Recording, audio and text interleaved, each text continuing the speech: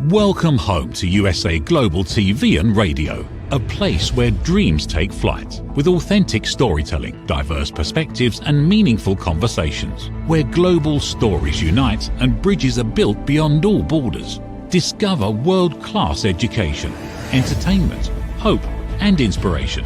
Together, we're building bridges worldwide. Subscribe to our channel, USA Global TV. Download our app, USA Global TV. Be our guest or join our team. Visit usaglobaltv.com.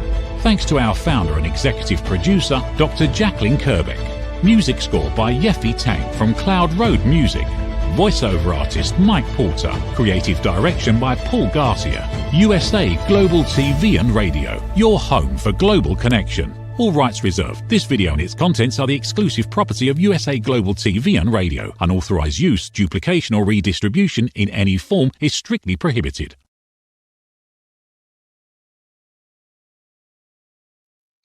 Good morning, good afternoon, good evening, and welcome home to USA Global TV and Radio, where we proudly provide world-class education, entertainment, hope, and inspiration. I'm Dr. Jacalyn Kerbeck, and it is my pleasure and honor to be here today to host another episode of A Woman's Prerogative. We want to say hello to all of our friends at E360 TV who are distributing this content across all their platforms, and also hello to everyone on our YouTube channels. As you may be aware, we are a YouTube Silver Creator Award winner for over 100,000 subscribers on our first channel, and we have over 30,000 on our second. So let's get down to it. A Woman's Prerogative. Today, I am joined by our full-time panelist and the star of our show, Mariska Dupria. She originally, and I always get this confused, she was in New Zealand and now she's in Australia. She's a globetrotter. She is an ICF and PCC certified coach. She's a transformation wizard, and she's also a leadership coach, an author, and a songwriter. Let's welcome her where it is winter and it is a day ahead of where I am right now. Hello, Mariska. How are you? Hello, I am fabulous, and even more so because I'm here with you and everybody watching, rewatching, listening, and going to enjoy this topic with us today. I'm very excited about it. I'm excited too, and I'd like to announce that our show from last week is in the top 10 most viewed episodes for that week. So, woo, look at us, look at us. Our topic today is looking back. What would you tell your 21-year-old self? That's an interesting one. But before we go there, I'd love to have you share a little bit about your background and how you can help our audience. Take it away.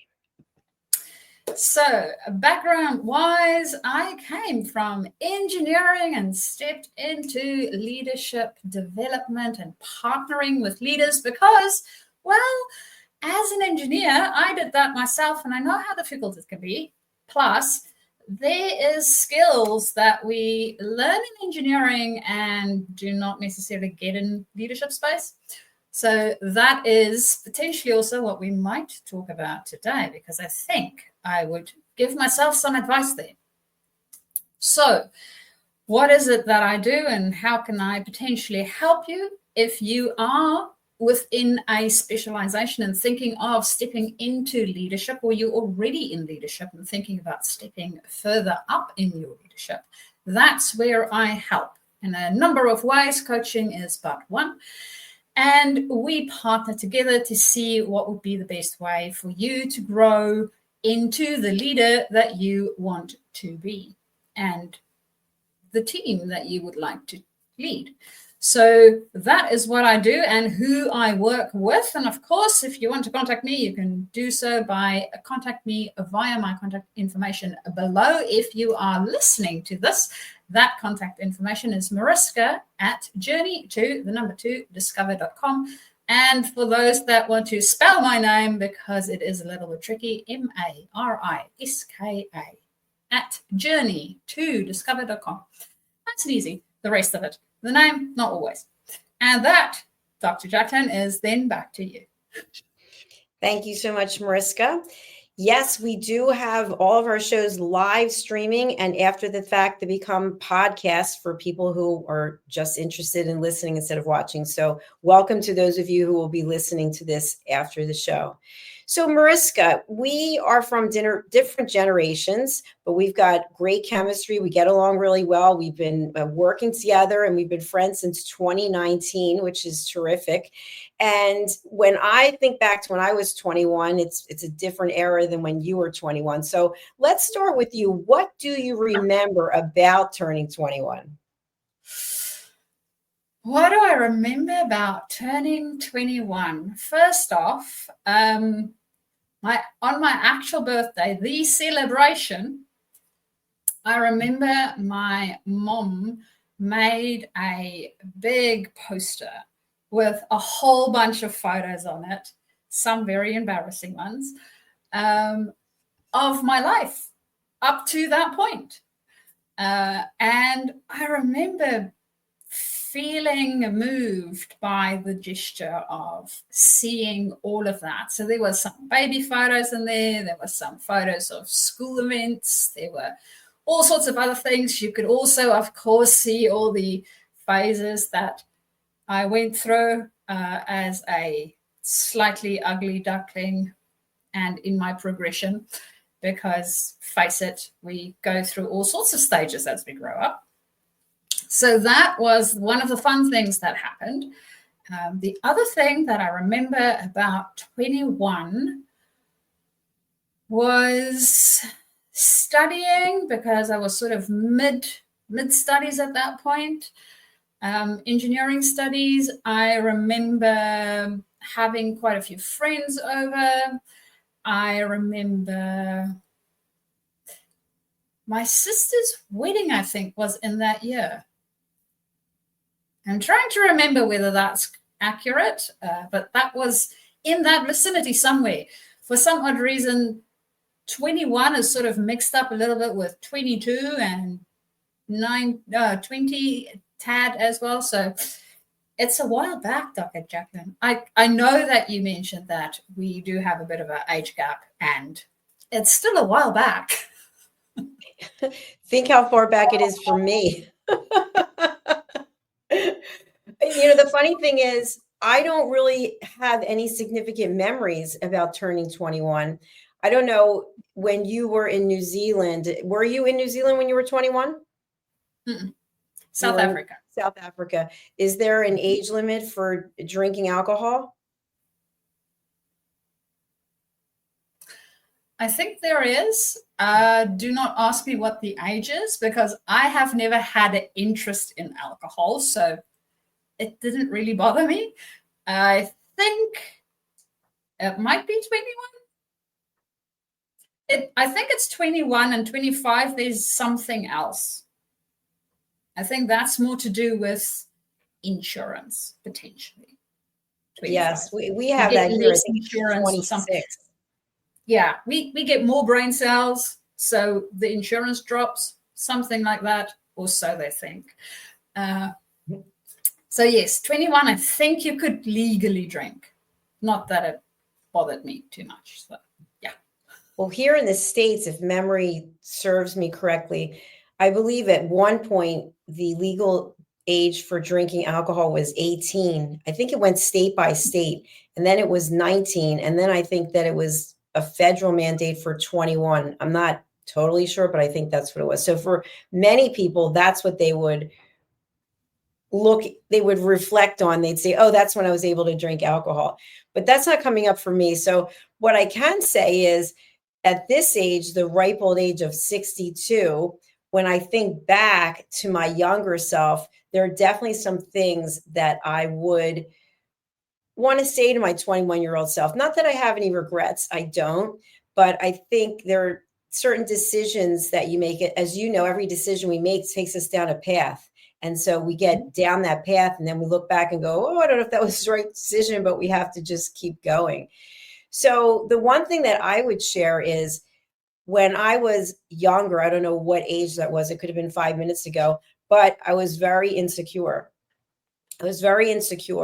And I always needed validation.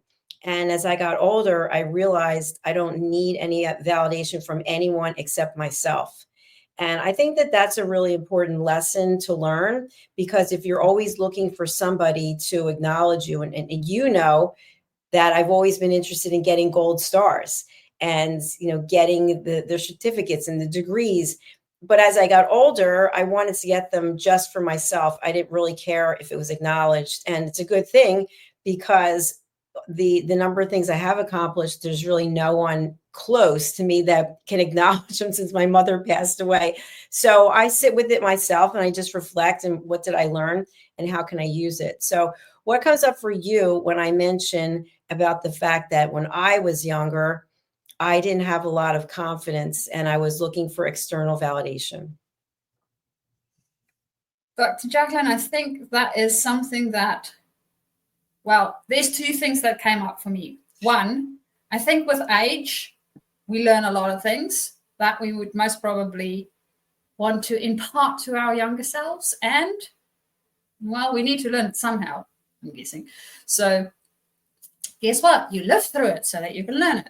So that's the one thing that came up for me. The other thing that came up for me is, I don't think validation for me personally as much. I've seen it in others where they need more validation.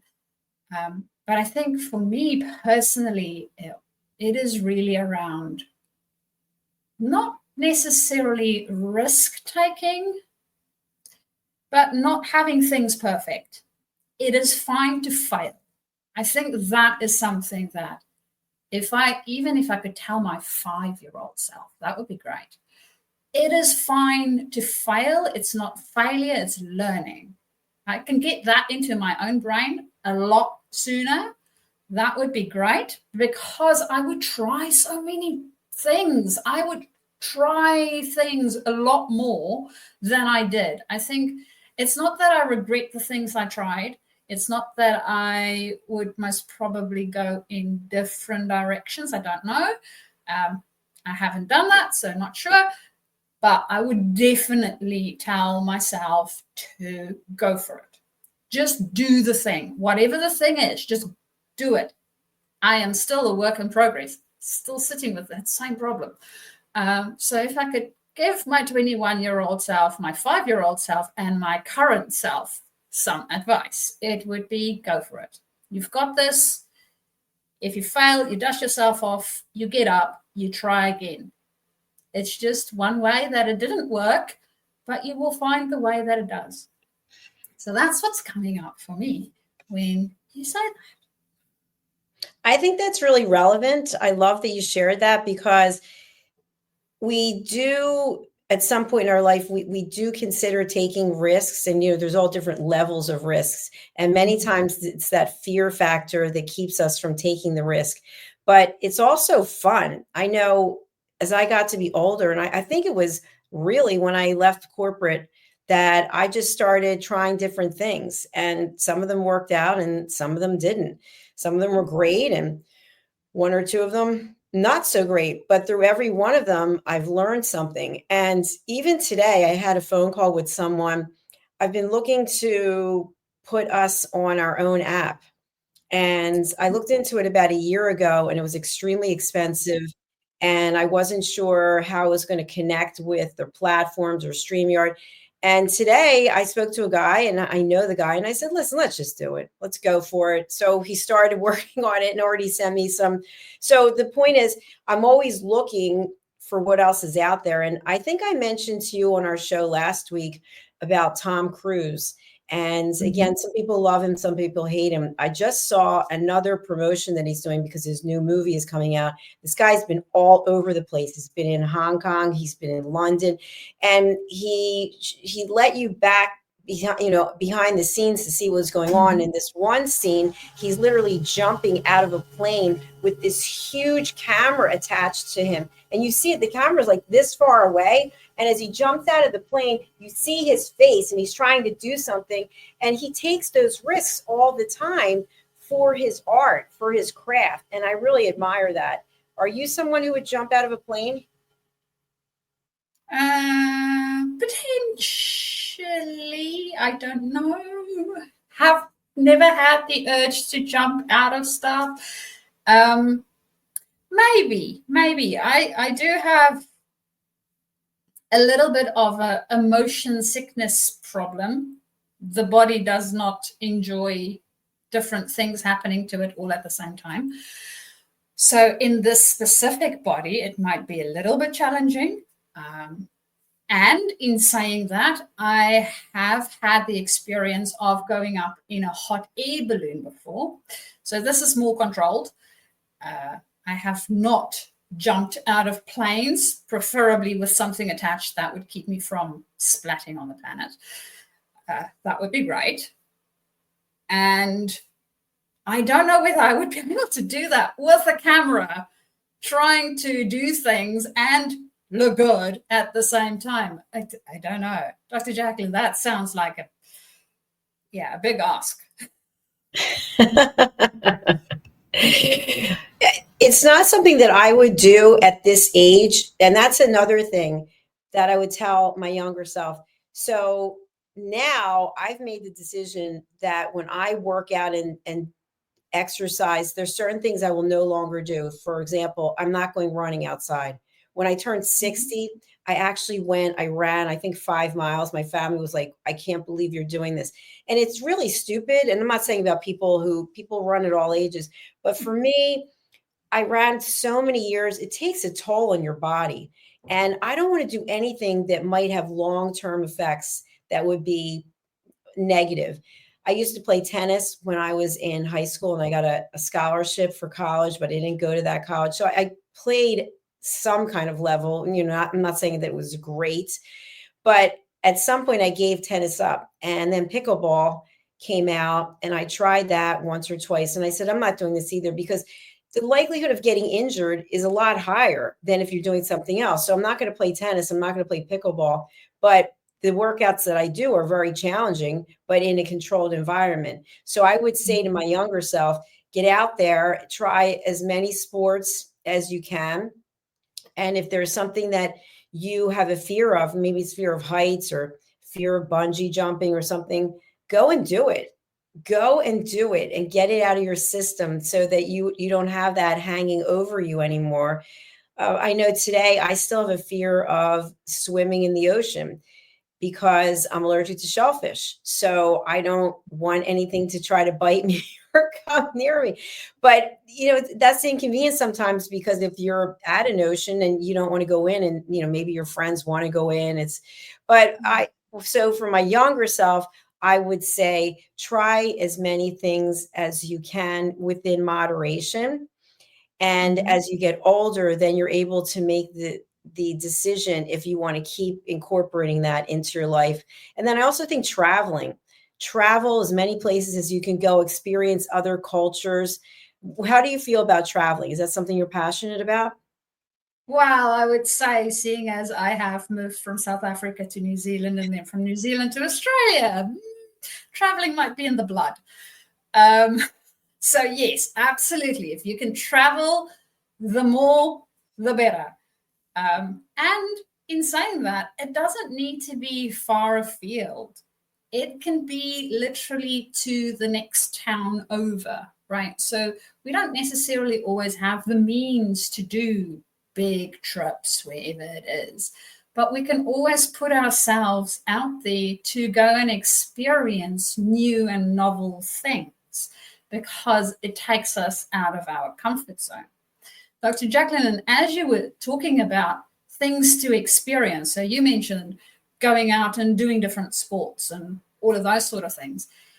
One of the things that I've been thinking about was, well, at 21, I know I haven't worked physically in the working environment for a very, very long time at that stage yet. I think I only had a very short stint of holiday work was about my extent of experience within the working environment, other than, of course, working on the farm where I grew up.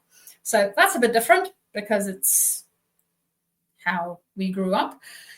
And I would also tell my younger self to, whenever you have an opportunity, and create those for yourself too. Make sure that you learn on the job as many things as possible.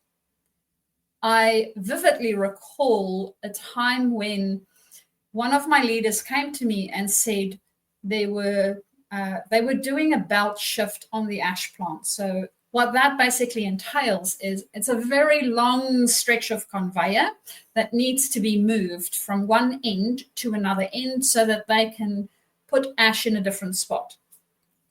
It's a lot of work. I did not know what it entailed, how it worked, never did it, never worked on it before. And I had the one leader come to me and say, hey, would you run this? And because I've never done it before, I've never worked it myself, I said no. I can sort of kick myself for that because that would have been a great learning experience. The leader that I had at that stage were really, really supportive. If something went wrong, I know I would have had the resources to help me out to see how we can get it sorted out. And I didn't take the opportunity. So I would tell my younger self, take any and all opportunities that come your way. You never know what's going to happen with them. There's a reason that they're on your path.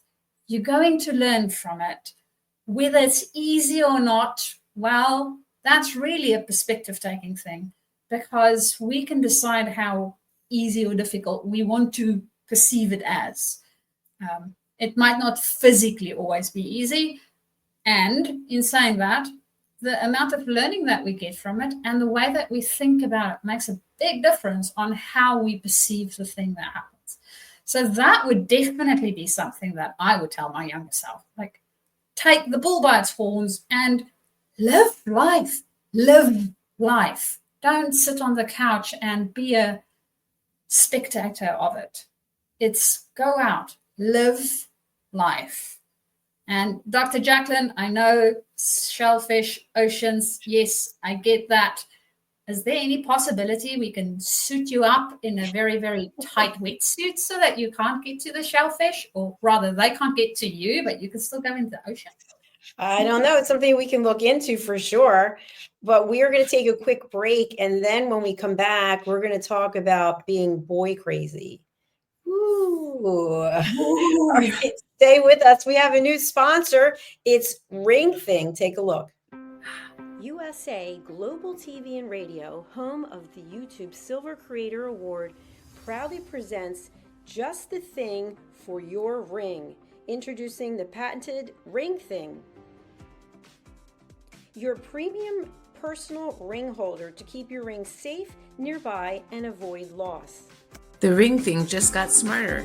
Add your logo and an NFC tag that opens to your website with one tap. Waterproof, inner padding, and now a forever business card.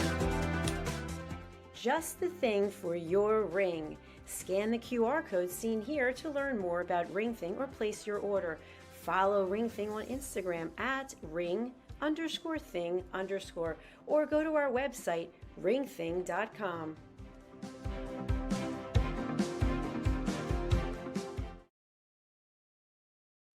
Hello and welcome back to USA Global TV and Radio. If you are watching this, please do scan the QR code in the right-hand corner so you can subscribe to our network.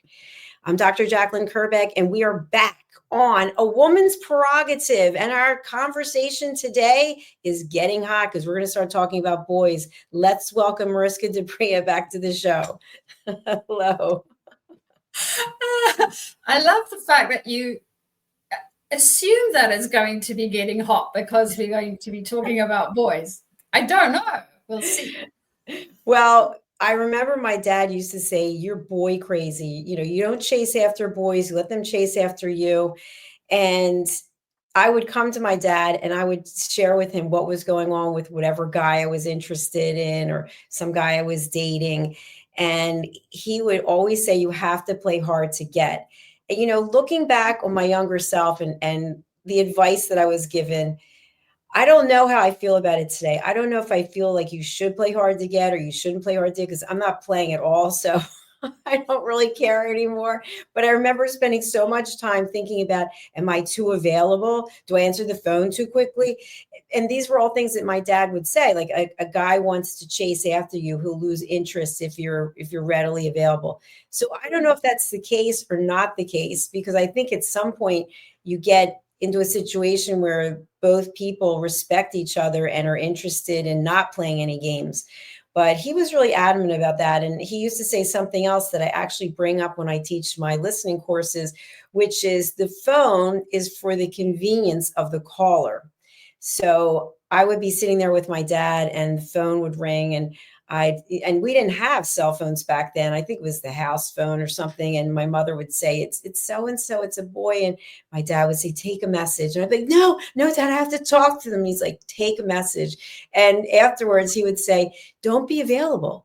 Then he's going to want to talk to you even more. And then I said, but if I'm so unavailable, he's going to go find someone else. So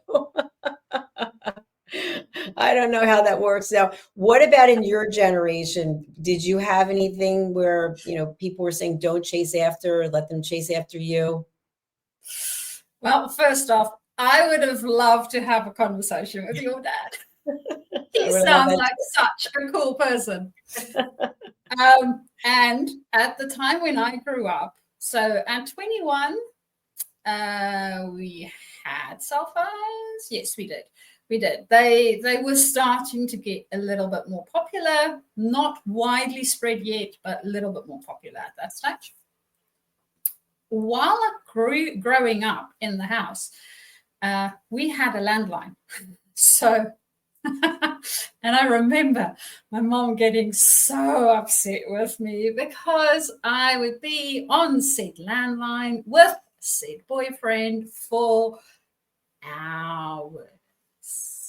Now, I know that if you go back and watch some of the very, very old movies, you might be lucky and see that they have landlines with these long cords, right? They can literally hook off the wall or wherever they were standing, and the person would walk with them to their room. Our phone did not work that way. Our phone, you only had one spot to sit. And it was literally in the formal sitting room. So it was uncomfortable to sit there to start off with. It's a very good room, but the furniture, formal sitting, not the nicest, laid-backest furniture to sit on. And it's sort of in a public area because the formal sitting room and the living room was sort of closely connected to each other. Not the greatest place to have private conversations at all. So yes, that I do remember vividly, Dr. Jacalyn. As for answering the phone, not answering the phone, I do remember my dad mentioning at some stage that it needs to be on my terms, however it is that I want to conduct, and to be me. So those were things that I remember him saying and sort of going, yeah, that makes sense. I don't want to pretend in a relationship to be somebody that I'm not. And I also don't want them to pretend to be somebody that they are not, because the only thing that's going to happen is literally at some point we will be disillusioned and find out that the other person is not who they really pretend to be. And that would suck. So I would rather invest in somebody that would just be themselves. So that was good. And the only way to do that is then, of course, to be myself in all my wonderful, weird, and wackiness. So that's what I tried to do as best as I could within my teenageness as well. I love that. I can just imagine you. So you weren't boy crazy. That's a good thing. I won't say that. You're not saying it, and you're not saying it. So, well, I had a couple of relationships, and most of them, interestingly enough, long term. So I had two boyfriends in school, and both of them were well over a year and a half each. So longer term relationships, I had a lot of friends that would be jumping from one boy to the next boy to the next boy. It's like, that just sounds exhausting. I guess they hopefully figured out at some stage what they like. But I didn't wait. I didn't do it that way. To me, it didn't work. Well, and shame on them because they missed out. So I think something else I would tell my younger self is follow your intuition. When I can think specifically, I was invited to someone's prom and he was older, and I didn't really think he cared about me, but I thought it'd be cool to go to the prom with him. And he actually became the prom king of his class, and he ditched me for the prom queen. And I had to call my mother and ask her to come pick me up. It was so embarrassing. I can't even tell you. But my intuition had told me not to go with him. So today at 62, I do listen to my intuition. I've been following it for probably 2 years. Before that, I don't know, that I was in another world, I guess, with the pandemic and whatnot. But today, I really get a strong sense of whether or not I'm supposed to do something or not do something. And then I think this is also really timely. In the past, when I was younger, if I wanted to go for something or I wanted to be part of something and it didn't work out, I would be really upset about it. But today I realize it's because I'm supposed to go in a different direction. And I'm going to wait and see what is that direction that I'm supposed to go into. So I think listening to your intuition, and then also accepting when things don't go exactly the way you want them to be, it's because that's not your journey. You are meant to be on a different journey than that. Dr. Jacalyn, please go and tell my 21-year-old self and my 5-year-old self that same message. It would be really good because yes. Intuition, and it warns us all the time. The thing is, we either don't listen to it, we actively ignore it, or we hear it and then we go, oh, no, that won't happen. Mm-hmm. Yeah, of course it will. Of course it does. You know, something else I wanted to share with you. I think this is interesting. Yesterday, I was out somewhere doing something, and this man came up and started talking to me because he liked my sneakers. So my sneakers are totally blinged out. They're all like black and gold and silver crystals. So you can see them from a long way away. And you know me, I'm not the most subtle person. So he just was mesmerized with the sneakers. And he's from Cape Town, actually South Africa. And he was on a yacht traveling from one place to another. And long story short, he said, I think you're a nice person. And I said, oh, what do you mean by that? And he said, well, your left eye is higher than your right eye. And I said, I've never noticed that. And he said, what in my experience in all of my traveling of the world, he said, I found that when people have a left eye that's higher than the right, that they are a nice and good person. So then I was freaking out that one of my eyes is too high and the other is too low. I had to get to a mirror. Like, what does it look like? I don't know. But so what I got from that, because I probed a little bit further, is that, and I think he's older than I am, that in all of his life experience, he's been able to deduce whether or not he wants to engage in a conversation with someone very quickly. And for him, that's his go-to. So to my younger self, I would say, don't spend time talking to people or listening to people where there's not going to be some kind of value in it for you or for them. And what I mean by that is a lot of times we get involved in these conversations that go nowhere for no reason. And we just do it because we don't know how to respond or not respond. So today, and you know this about me, I am very direct. And I've even got my life set up that if you call me on the phone without an appointment, I probably will not answer the phone.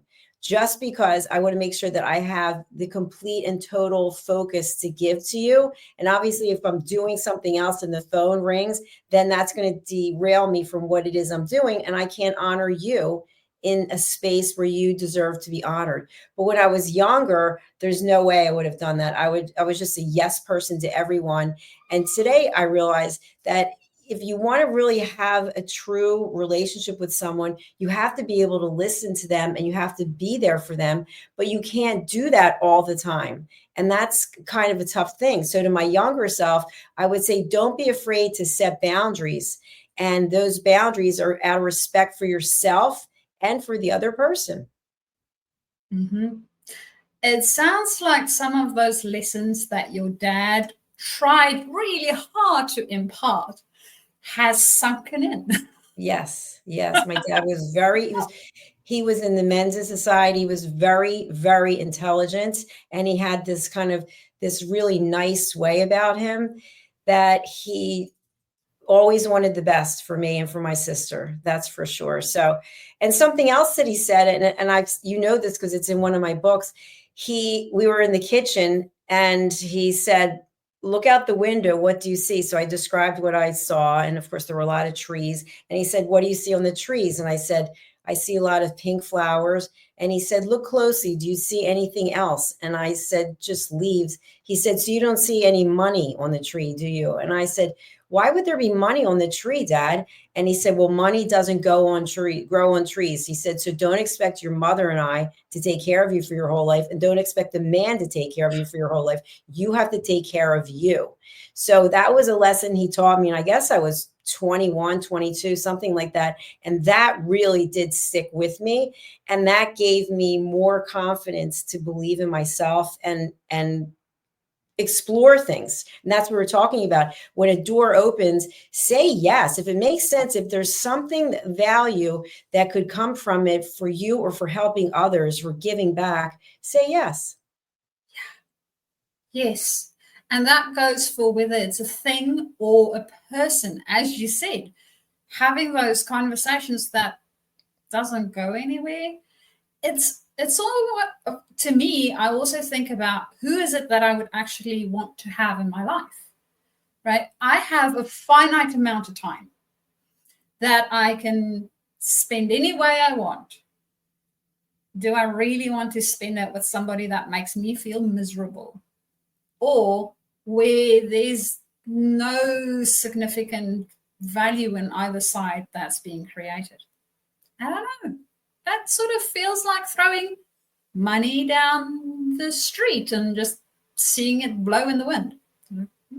Okay. I guess you could do that. Don't know why you would, but potentially. Absolutely. Well, I think that just looking back, and for those who don't know, we have no script here.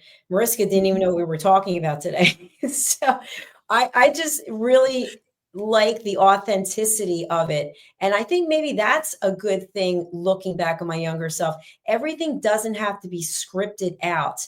You know, there are times in life when you assess the pros and the cons. And I know some people will really spend a lot of time trying to make decisions.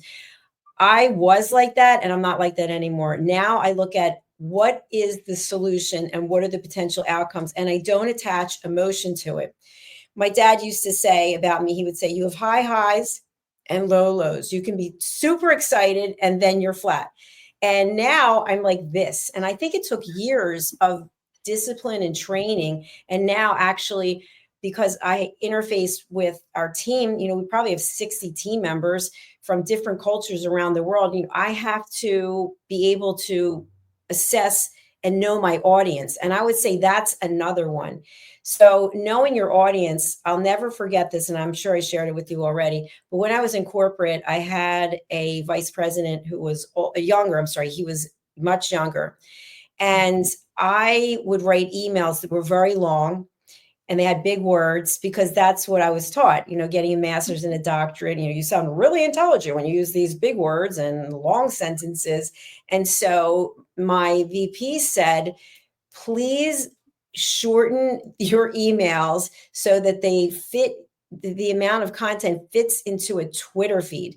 And of course, at the time, I was not I'm still not into X or Twitter. It's just not my platform. But anyway, I think it was 122 characters. And I was really insulted because I thought my dad told me that big words and long sentences made you stand out from others. But what ended up happening is I had to accept what he said, and he was my audience. So if I was going to be wanting to effectively communicate with him, I had to communicate with him the way he liked to communicate. And I learned a lot from that. And where I'm going with this is now with the television platform, I realize it's much better when you're doing promotions to be succinct. We've had some team members who do their own promotions, and it's this long, it's tiny. I'm like, what are you doing? I'm totally bored. I'm standing across the room and I can't read what it says. It has to stand out. It has to make an impact. And I think I realized that by having that conversation with my VP about knowing your audience and also what is the value you are bringing. And I think that goes into relationships and it goes way back. So if you are in your 20s and you want to have the ability to be respected and heard and make an indent, and your people you're dealing with are older, think about how they like to communicate. So I think it's a win-win. And to me, that is something that I really carry close to me, which is know your audience and communicate accordingly. I love that. It also reminds me of something that I'm currently going through, is working through business building yet again. Because, well, guess what happens when you move countries? It's interesting. So one of the things that, for some odd reason, my brain decided was that to have your own business has to be difficult. Guess what? That's a belief that I decided that I want to impart on myself. And it doesn't have to be difficult. I literally have control of all of it. So I can build it the way that works for me. And to your point, Dr. Jacalyn, if the person likes long form, I can still communicate on the platform that they prefer in long form, if that is what they prefer, but also in a way that it's easy for me. So sort of finding that in between, the this and, adding them up. It's not an or equation. It's not this thing or that thing. We can make it so that both these things that might feel like opposites can work together. We just need to be a little bit creative around it. And that makes life interesting, because the way that we would be creative about it and the way that somebody else will be creative about it's going to be so vastly different. So that's another thing that I would tell my 21-year-old self is look for all those in-between opportunities. They are out there. They are literally in between the things where we think it's a problem. They are everywhere. Within each problem is built in the solution. The only thing is we need to elevate our own looking a little bit further away from the problem so we can actually see the solution. And we forget to do that. Plus, I will also tell my 21-year-old self, remember, everything is made up. Everything is made up. And then see what I come up with a couple of years later. Because, well, who knows if I knew that early on what would happen. Good point. Good point. We are already over time, but one more topic, because we have another show after this. I think the other thing that I would tell my 21-year-old self is enjoy the ride. I was always in such a rush to do this or do that. And again, getting the gold stars, and then you get it. It's like, oh, now what? So now I really tell myself, enjoy each moment of the journey before you get to the accomplishment, because the accomplishment is great, but the growth is in that journey. And with this television platform, I mean, I told you we're going to be coming out with an app, and I'm working on 24 hours a day, 7 days a week, live streaming and in other languages. I have a European tour coming up where I'm going to be meeting with media entities to discuss this. And all these things are out of my comfort zone, but it's necessary and it's required, and I'm enjoying it. So instead of having this overwhelming feeling of I'm traveling alone, I'm meeting with these entities to talk about what I'm going to do, I'm thinking to myself, this is exciting, and I'm going to join each step of it. Because at some point in the near future, we will have more television shows. There will be in other languages, and I'll be able to say, remember when you were building it, the building blocks and what it took to get there and who you met along the way. So enjoy the ride. I am absolutely with you on that one. The enjoying the ride, being in the present moment. Tomorrow will take care of itself. And yesterday already took care of itself. It's done. It's gone. Be in this moment. Enjoy this moment. Have fun with this moment. Because literally, that's the only moment that you have.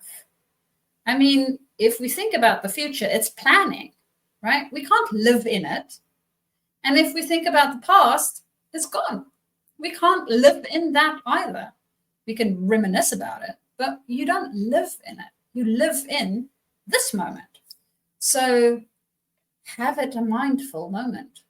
It is good. And that's why we always have so much fun together, I think, because we are actually enjoying the moment. We're not bogged down with the script, wondering what are we supposed to stick to. We're just listening to each other, enjoying each other's company. And I hope the audience is enjoying it and will enjoy it in the future when they watch this, if they're not watching it live. So Mariska, we have to close out for today. But I'd really appreciate it if you can share a little bit with our audience. I'll bring up your website. What are the services that you offer, and how do you work with people? Is it remote? Is it in person? Is it a combination? Is it a team? Tell us a little bit more, please. So I work with people both remotely and in person. Now, if it is in person, of course, I need to be there. In Australia, it's a little bit easier. If you are further afield than Australia, it's a little bit more difficult. So that will most probably be online, virtually. When we are within the same time zone bracket, so not necessarily the exact brackets, but like in the US, we have overlapping times. So that works really, really well. And services that we offer, the way that we partner is literally a partnership. So depending on what it is that you require to grow yourself as a leader or grow yourself and your team. So we have different ways where we partner either with the leader specifically, or we partner with the leader and the team so that we can build the team dynamic and become a value-adding team. So all of those are different ways in which we partner. I do this through some trainings. I do this through facilitation. I also do this through coaching, either one-on-one coaching or team coaching. So there's a variety of different ways in which we do that. And of course, I also share with you guys some tips and tricks via this platform on our Talking Head show. So if there is anything around leadership that you are wondering about and you want to bring more of your humanness into your leadership space and really be the leader that you wish you had, go and have a bit of a look on our YouTube platform. You will find a whole bunch of different resources there around leadership and how to build yourself as a leader as well as your team, things to take into consideration. And of course, especially within the coaching space, that is the implementation, really being that person. So I would love to connect with you and see how we can partner together.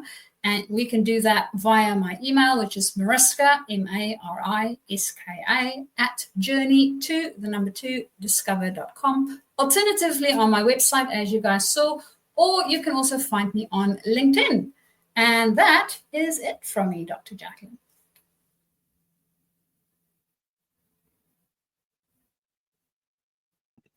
thank you, Mariska. I really enjoyed this time with you. And I know I'm here today on a Tuesday and you're there on a Wednesday, and I'm in spring and you're in winter. But whatever the situation is, I always enjoy your company. And I thank you for your friendship and your loyalty and just for sharing all of your world-class education with our audience. Thank you, Dr. Jacalyn. Thank you for your friendship and this wonderful platform. Without you, we would literally not be here. So thank you, thank you, thank you. Well, without you, I would just be doing, 24 hours a day standing, doing all the shows myself, like in the beginning. So thank you for being here. My feet, thank you. It is my pleasure. All right, my dear, I will see you later. Enjoy the rest of your day there in Australia. Thank you. You too. Thank you. Bye. Thank you, everyone. I just wanted to mention, Mariska and I did touch on a few things today that are part of elevated listening, which is what we practice here at USA Global TV and Radio. All of our team members are elevated listeners. And for a shameless and selfish plug, I will just mention this book that I wrote, Mastering the Power of Elevated Listening. It's for people who have some training in listening skills. There are 2 quizzes, there are testimonials, and there are lots of nuggets in here. Again, it's for people who already have some training in listening at an elevated level. And then finally, I just want to mention that our new book came out. This one is terrific because it includes our team members who are with us today and their actual shows. So just to give you a sneak peek, for example, I'd love to land on Mariska's. Am I going to be able to do it? I don't have it at the moment. Okay, we'll keep going. So here's Dear James. He actually has 2 shows with us, Weekly Wisdom and Insights and Inspired Connections. And he had 4 TV shows in the top 10 last week. So you can find out more about him. His bio is in here. Mariska's bio is in here. Mariska's shows are in here. So it's really a tribute to everyone at USA Global TV and Radio who has been here and is still here doing what they're doing by bringing you education experience. It's not easy to show up week after week. Mariska's been here since the very beginning, let's say 4 years. She's been broadcasting with me, and just imagine the commitment that takes. Plus she has to deal with me. That's a whole other story. So we are going to sign off. Our next show is coming up. Let's take a look at our new promotion for Broadcasting Brilliance, and we'll be back with our next program. Take care. In a world craving connection, one platform dared to dream bigger. USA Global TV and Radio, a beacon for global voices, authentic storytelling, and elevated listening. Led by visionary Dr. Jacalyn Kerbeck, the journey from a spark to a global force is now captured in one inspiring book.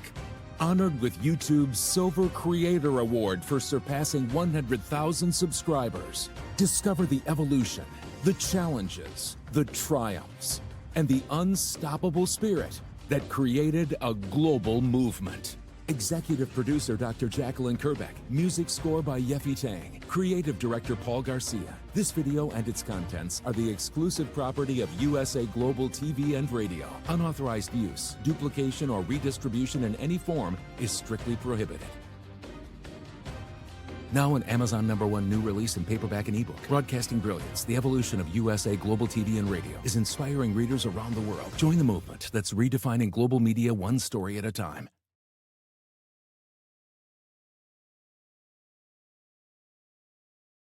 Ever dreamed of hosting your own TV show, sharing your story with a global audience? Now's your chance to shine. At USA Global TV and Radio, we make it easy for you to create, host, and broadcast your very own TV show. Whether you're a storyteller, entrepreneur, or industry expert, we help you bring your vision to life. With our exclusive interview, live streaming, and podcasting training, you'll gain the skills and confidence to captivate your audience. Our global platform ensures your voice is heard worldwide. Join our community of creators who are already making an impact, one show at a time. Step into the spotlight,